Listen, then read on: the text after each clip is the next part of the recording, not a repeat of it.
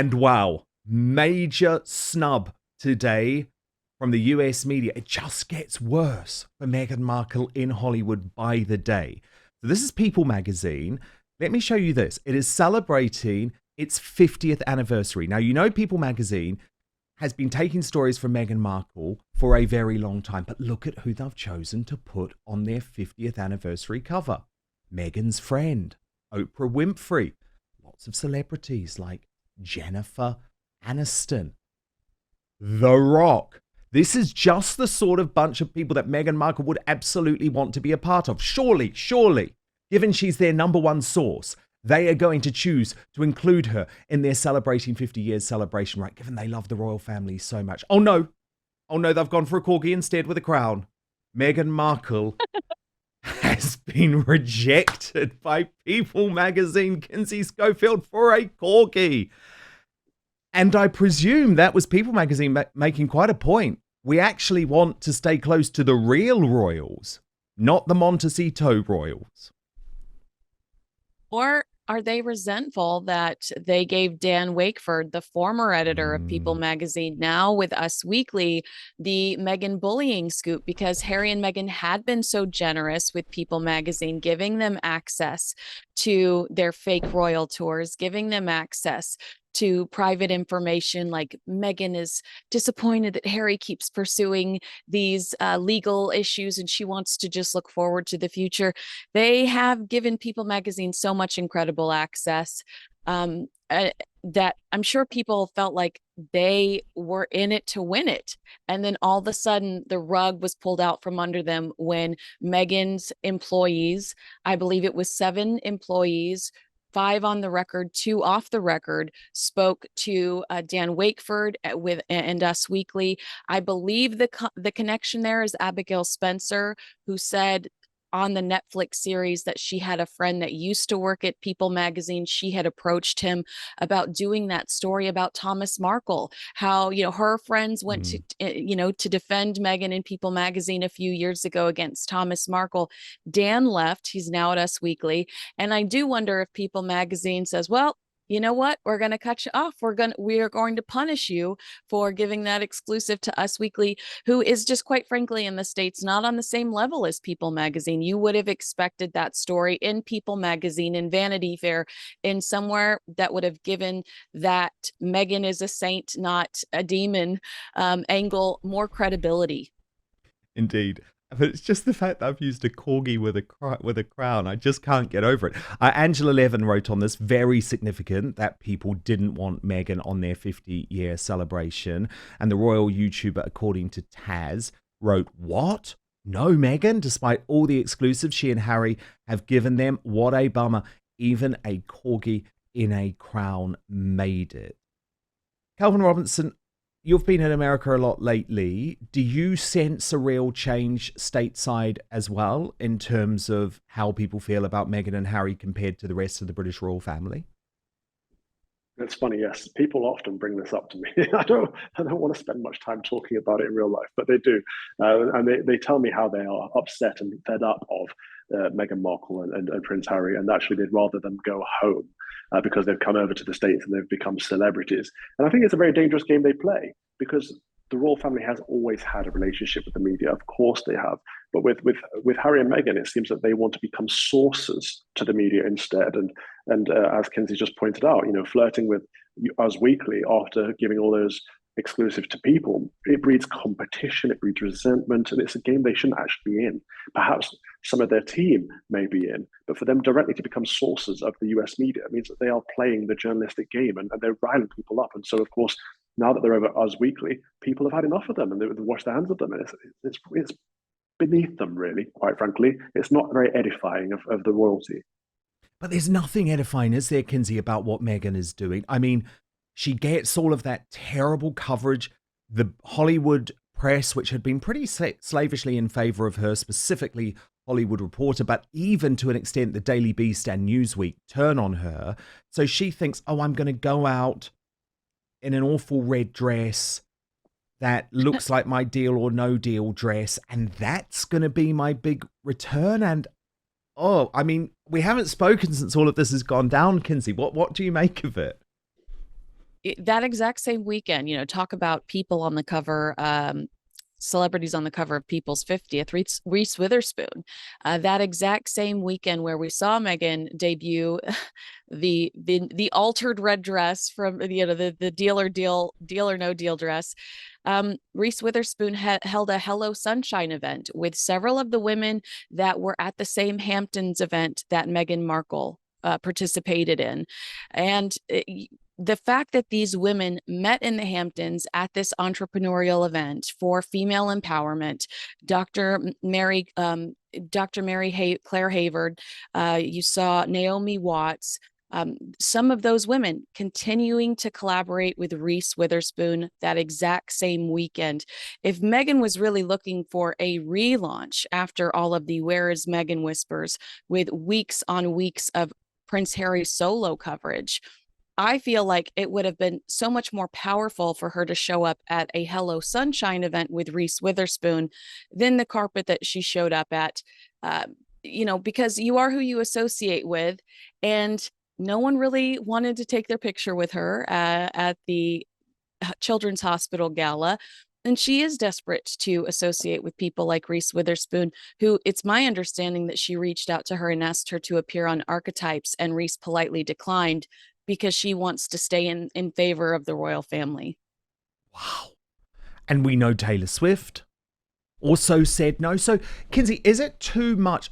Look, this is my belief, but is it your belief that Meghan is now a pariah in Hollywood, or is that too far? Is that going too far? Their drama. And, I just, Nacho is their biggest spokesperson. Nacho is the one that's out there. This is this Polo guy, praises. Right? Polo Nacho. It's going to be hard to find anybody that's going to defend them publicly. Maybe Abigail Spencer still, but I do think that they have become a real toxic brand, and people want to be uplifting and kind towards the royal family right now. 2 people are suffering with cancer. We recently, we really truly recently still lost the Queen. Yes. They were, tearing into the royal family while Prince Philip was sick up until his death.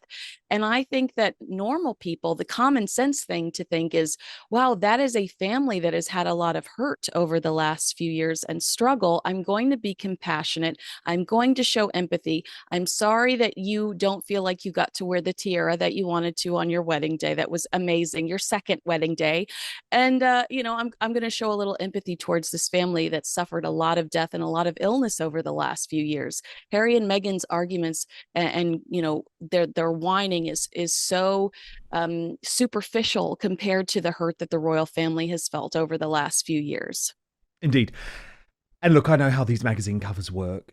All of those celebrities would not have agreed to be on the cover of People magazine until they knew who all of the other celebrities were going to be. And my contention would be, if Meghan was part of that mix, there would have been a concern that some of the other celebrities would not appear. But look, there's a massive scandal raging in the UK called Taylor Swiftgate, which looks like it may well empower Prince Harry in his battle with the British government over security. So let me show you, for example, the cover of the front page, of the Daily Mail here in the UK today. It shows what a big story this has become. And it's because Taylor Swift's mum negotiated directly with the UK government in order for her to receive a police escort when she held her big Eras Tour concert in Wembley. That's something, of course, that Prince Harry has been rejected in the past. But what's so significant is that the Prime Minister, Keir Starmer, actually met Taylor Swift backstage, something that he hid from the public when he was asked about his meeting with Taylor Swift at a school. Watch this. First, though, have you ever wondered what happened to the legendary Chuck Norris? Well, I recently saw a video he made, and I was shocked. He's in his 80s and still kicking butt and working out and staying active. What's even more shocking is he's stronger, can work out longer, and even has plenty of energy left over for his grandkids. He did this by just making one change. He says he still feels like he's in his 50s. His wife even started doing this one thing too, and she's never felt better. She says she feels 10 years younger. Her body looks leaner, and she has energy all day. Chuck made a special video that explains everything. Make sure you watch it by going to chuckdefense.com/outspoken or by clicking in the link in the show notes below this video on YouTube and Rumble. It will change the way you think about your health. Once again, that's chuckdefense.com/outspoken and click on the link in the description below to watch the video now. You simply will not believe how simple it is. Just a reminder, the legendary Chuck Norris is a whopping 84 years old, and I have to be honest, he has more energy than me. He discovered he could create dramatic changes to his health simply focusing on 3 things that sabotage our body as we age. So watch his method by clicking the link in the description box below, but I'll give it to you now as well, chuckdefense.com/outspoken, or you can also scan on the QR code on screen right now. Back to the show. Yeah, well, I went to the Taylor Swift concert on Friday at Wembley.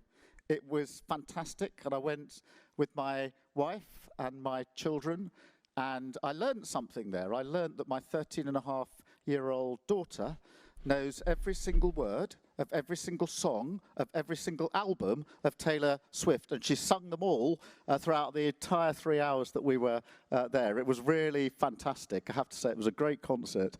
And if you get the chance to either go or watch it on the television, it's really worth doing. It was fantastic. Thank you for your question. And my favourite song is Change. Now, Father Calvin, there's obviously a political side to this because Keir Starmer is just a liar. He's just a complete liar. He took free tickets. He took his kids, who he claims that he wants to keep out of the spotlight, to meet Taylor Swift, and then lied about it. So that's the political side of this. But when it comes to Prince Harry, Calvin, isn't this now much more difficult? And King Charles will be furious about this because it's now much more difficult for the government to try and say, we're not going to pay for your security. Because he is immediately going to come back and say, but I have threats against me, just like Taylor Swift does. And you paid for her to have government security and a blue light escort.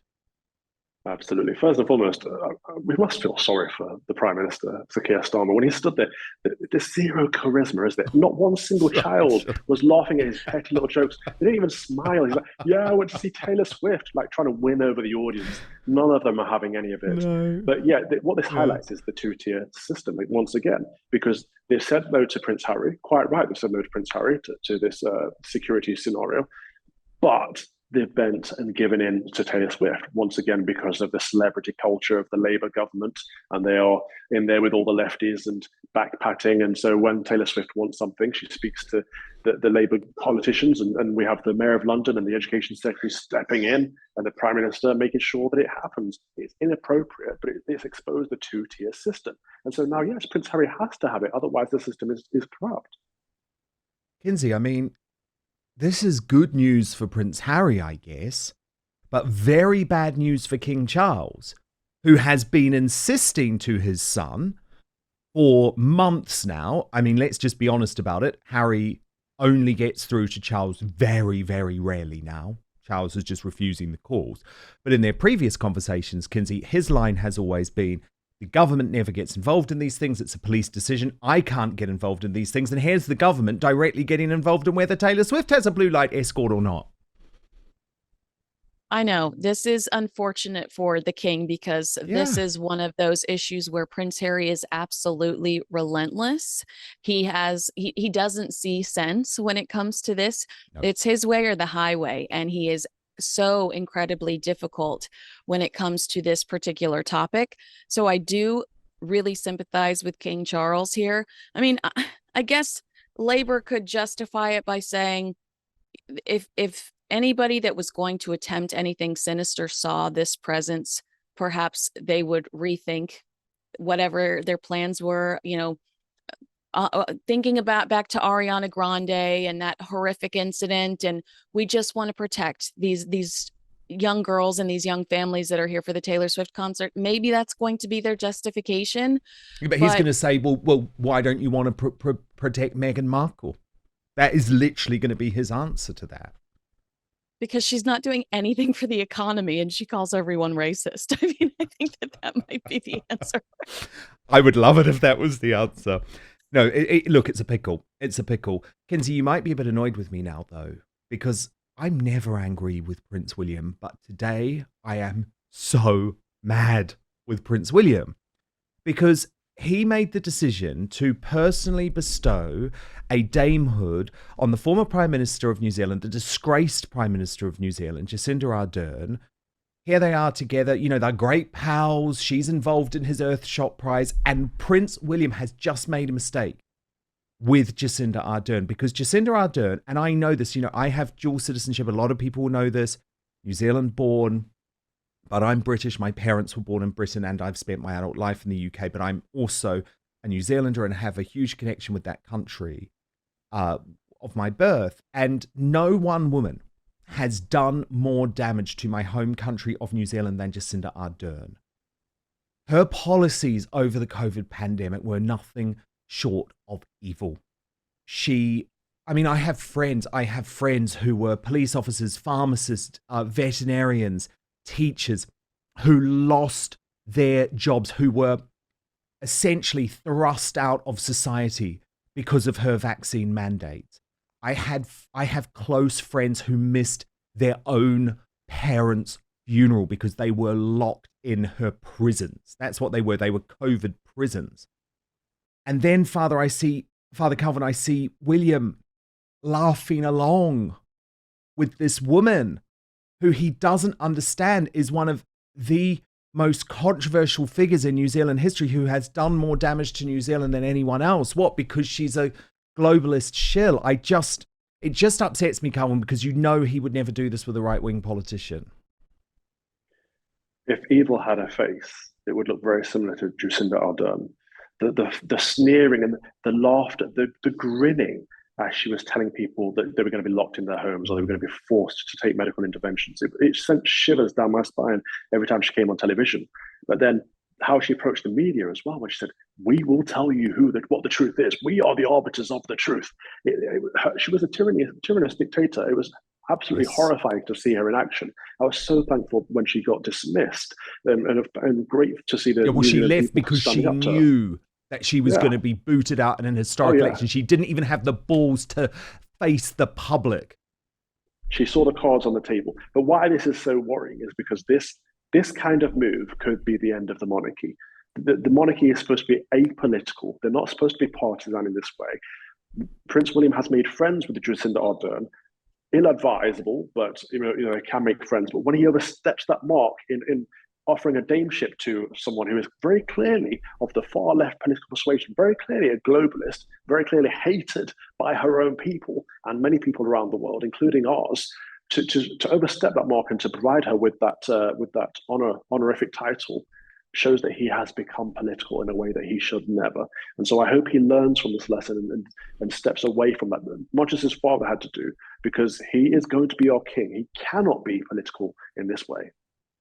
Kinsey, can you step in and defend William here? Because, you know, I do really like William. I just don't think he probably understands what Jacinda did to New Zealand. No, I agree with you. Perhaps he is not privy to as much information as you are, because I think he has his blinders on and he has his own issues that he's dealing with.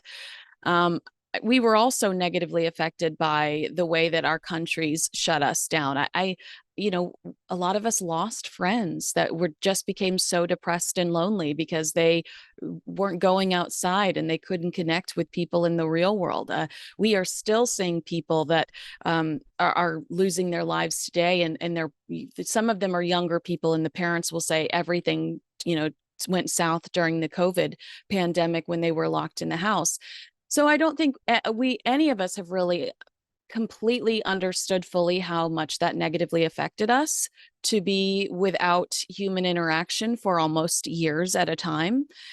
And hopefully we have a better understanding of that, and Prince William will realize the damage that she did But I will say that when she appeared on Harry and Meghan's Live to Lead Netflix docuseries, she was quick to say, I had no idea that they were associated with it, Yes. alluding to the fact that she would have not participated in it had she known Harry and Meghan were associated with it. So that's where I will give her a high five. Yeah, Jacinda Ardern did choose William and Catherine over Harry and Meghan, which was really interesting because Harry and Meghan thought that they had won her over, that they really bonded on their visit to New Zealand, and they were devastated about that. So yes, I guess you could say that's one decision Jacinda got right. Personally, I just think, look, William has the pick of the world. He has the pick of the world when it comes to who he wants to be involved in Earthshot. And people say Jacinda Ardern is very nice personally. I was actually speaking to a former national leader of a country recently who said to me that in person, and this person doesn't agree with her policies at all, said that in person she's very nice. But remember, William is going to be the head of New Zealand one day as the King of England. And I just think, I think he needs to think hard about the company he keeps. And Jacinda Ardern is not the right company to keep. Thank you so much for watching Dan Wootton Outspoken. Please click on my face just to the bottom left to subscribe to this brand new independent news source and turn on the notification bell so you'll be alerted to our brand new live shows, uncancelled interviews, and special royal episodes. Outspoken is also now available as a podcast, so you can listen to the show every weekday on the go, wherever you are.